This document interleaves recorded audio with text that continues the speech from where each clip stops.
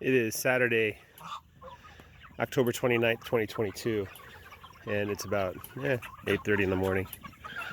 I delayed coming out, one because it was dark, 7 o'clock, it was pitch black outside. Two, also there was a little bit of rain. I decided to wait till the rain was done. Anyway, I'm feeding them about 25 pounds of feed a day. I think that's enough. I'm not sure, I might have to start feeding them more. These are the color yield, the Freedom Ranger color yield, I believe, which are said to mature about a week earlier than the Freedom Rangers. And mixed in there with the black ones are the, looks like they have white wings at the tips. The black ones are the rustic ramblers. They're supposed to lay very large dark brown eggs. I wanted to increase egg production for ourselves, because we want to eat more eggs as a family. We just can't eat as much scrambled eggs as we want to. And hopefully when I get the shop built, I'll build like a little tiny farm store, self-service farm store. You know, just put out the fresh eggs and maybe sell them for 25 cents or something like that, if people want them in the neighborhood. But you know, this is all a learning experience. I was thinking about this. You know, the point isn't to make tons of money right now. The point is to figure out what it would take to make tons of money and get the practical experience.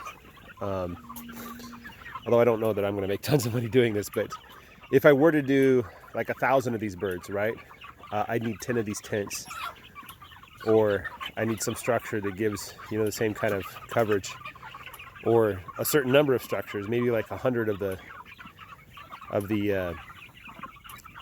Joel Salatin style, you know, the mobile chicken coops, something like that, right? The tarp, you know, the problem with the tarp, let me just show you.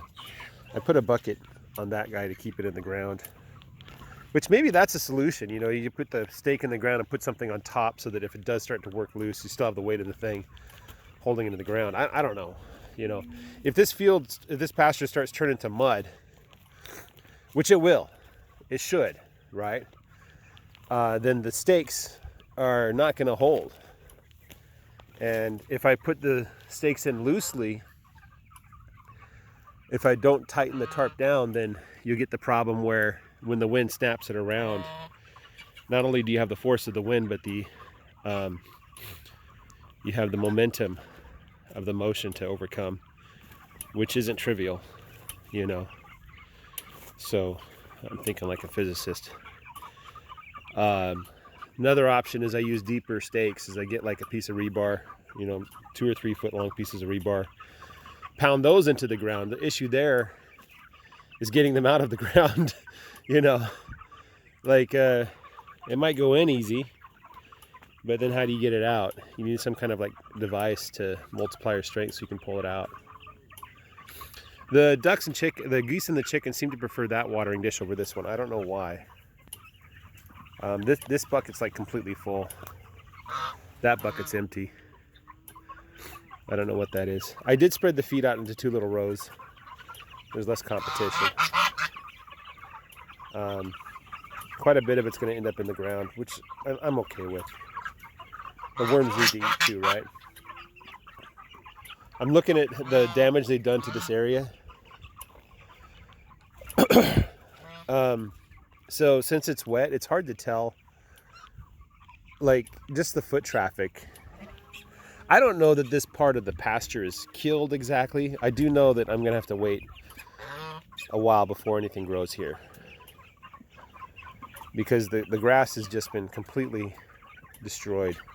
Like, nothing's growing under the tarp here. Outside of the tarp, you can see there's been quite a damage. I mean, let's just compare inside the area to outside the area.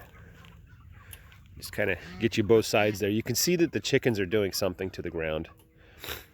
I'm not exactly sure what. It could just be the foot traffic as well. Well, let's go to an area where we don't typically walk. This is kind of like their quote-unquote run, you know, where the chickens can get out here and move around quite a bit. But there's quite a significant difference out here too. Let's just kind of look at both sides of the fence here.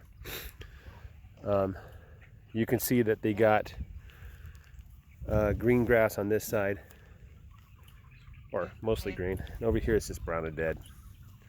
Are they producing manure? Yeah, they're producing a lot of manure, but I think the water and the wet is bringing that manure underground. Here you can kind of see a lot of the manure they're generating. I have these paper bags down there. I probably should take them out of the ground. They'll degrade eventually, but I put the paper bags so that the food wouldn't be on the ground directly. You can see they dug up there. The chickens like to dig. They like to dig, which is good. It disturbs the soil, you know. So I think I might have to think about moving these guys next week. Maybe today. Maybe I'll just move them today. I don't want to get too far from the power pole there, just in case I want to bring back the lanterns. I don't know, would they survive a 20-degree night? I don't think it's going to get that cold. They should definitely survive a 40-degree night with no problem. Maybe a 30-degree night. I can see their crops already filling up. Yeah, in this second half of their growth cycle, the goal isn't to feed them as much food as they can get. If you feed them as much as they can get, they're just going to waste a lot of the food. The goal is to feed them enough that they keep growing. You want them to maintain their health, and part of that is they can't get too fat too quickly. You don't want them losing weight, obviously, but you don't want them gaining unnecessary weight. We don't want to get a bunch of fat when we harvest the chickens, so if we fed them all that they can possibly eat, that's what would end up happening. Feel sorry for the geese. There's no way for me to feed the geese separately. I could try hand feeding them, you know. I like how chatty they are when they talk. It's kind of like, you know, back when I was in school, how the kids ate. You just can't eat quietly. Like, what are they even saying? Are they just making happy noises? You see that goose do that? The geese and the ducks prefer the pellets. It's easier for them to eat. I think the chicks prefer the crumbles. It's just closer to how they like to eat. So anyway, that's the morning update for Saturday.